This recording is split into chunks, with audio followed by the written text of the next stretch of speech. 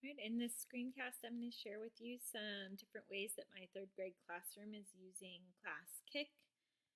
So I'm going to sign in. And this is the teacher workstation or teacher dashboard for Classkick. And on the left-hand side, you can see all of the assignments that I have created on Classkick. And up at the top, there's a plus sign. I can add a new Classkick assignment or upload a PDF if I want to. I can share my assignment with another teacher. My partner teacher and I do this a lot. I can view the student work up here at the top, and it lists the different questions or slides across the top, and then I can scroll through and see how my students did. If I have one that I want to take a look at specifically, I can always click on it like here and see how she did. I can use a marker if I want to. I can also give her feedback. Good work. And the little sticker shows up. And I can also see that in the little thumbnail there. So I can scroll through and see how they did. So this specific one was used for one of our stations during reading workshop. And here you can see the leveled book that we were reading. And down at the bottom, there's the audio. I read the book for them, and they actually have the books in their hands while they're listening to the audio. And then I have some questions about the vocabulary that goes with the book.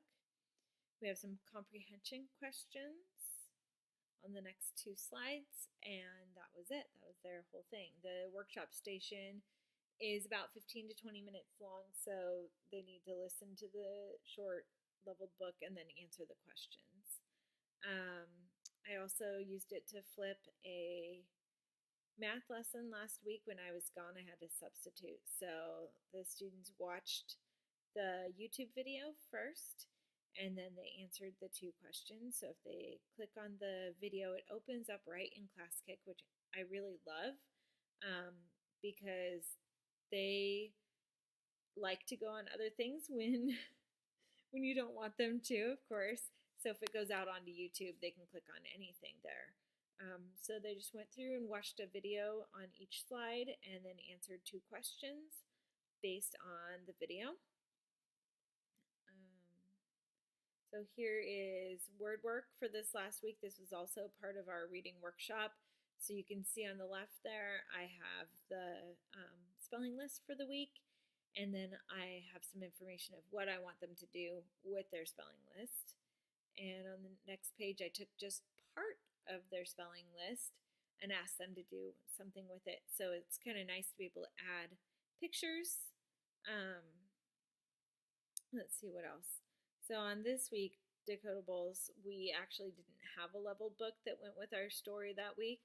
So I found a YouTube video about earthquakes, and then I asked them some questions about the video that they just watched. On this one, I really liked this lesson. We were trying to find evidence in the text. So I asked them a question, a comprehension question, and here's just a picture of one of the pages in their textbook. And so I asked them a question, and then I asked them to underline on the book where it tells you the answer. So they were able to find the evidence in the text and underline it, which I really enjoyed. And the kids really liked it too, to be able to go back and circle or underline on the actual text is really valuable for them.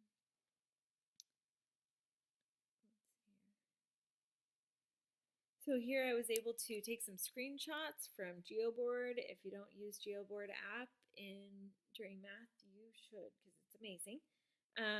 So I went on Geoboard and we were working on perimeter and area. So I made some different shapes on Geoboard and took screenshots of it. And then I was able to import those screenshots onto here and ask them what's the perimeter, what's the area for each one of those shapes. And we were doing basic shapes, so you can see those there. This one was made for some of my non-readers. So the decodable was read out loud to them, and then actually the questions were read as well. So they weren't able to read the comprehension questions, but they were able to answer them. So I read them out loud for them to be able to do that.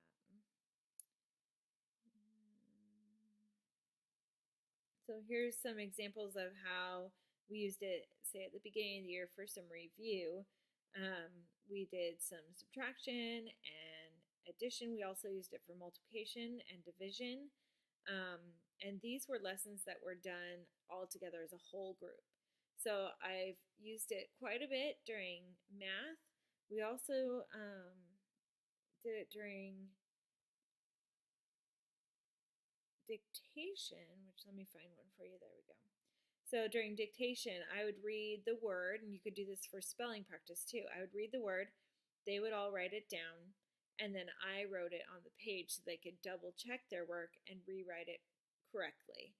So if you go up here to view the student work,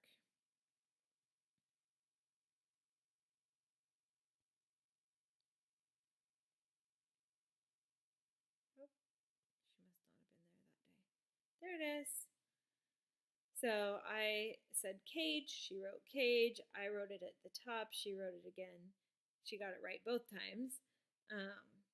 But you can see how they were writing them. Here we go, here's an example. So I said cell and explained which kind of cell. He wrote it S-E-L, I spelled it at the top, he wrote it correctly. So that was an all together lesson that we did. A lot of the math that I showed you with the adding and subtracting, we did that as an all together, everybody at the same time. Some of my reading workshop stuff, I've done a lot of it where it's a station so that it's independent work. So you can flip a lesson or you can do it all together as a class. It's really versatile. And you can go back through and you can give the students stickers, you can give them feedback, you can tell them, oh, it needs more work, and the students will get something that pops up on their iPad that says, oh, you need to go back and check it. So I can see when students aren't doing what I asked them to do. For example, this student, he didn't borrow. So I can ask him to go back, I can give him feedback and say, keep working, or I can point at something and say, can you take 7 away from 0? And then he can go back and work on it again. So that's